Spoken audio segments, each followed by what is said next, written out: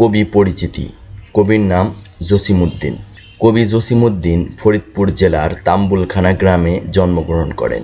তার জন্ম তারিখ 1903 খ্রিস্টাব্দের 1 জানুয়ারি। গ্রাম বাংলার প্রকৃতি ও সাধারণ মানুষের জীবন নিয়ে তিনি কবিতা লিখেছেন।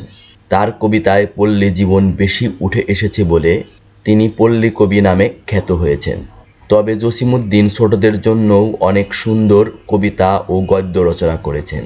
তার লেখা ভ্রমণ কাহিনী ও আত্মজীবনী অত্যন্ত সুন্দর।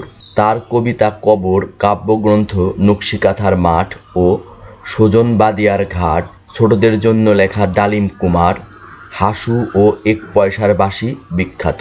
তিনি 1976 খ্রিস্টাব্দের 13 মার্চ ঢাকায় মৃত্যুবরণ করেন। সুপ্রিয় শিক্ষার্থী বন্ধুরা, ভিডিওটি কেমন লাগলো?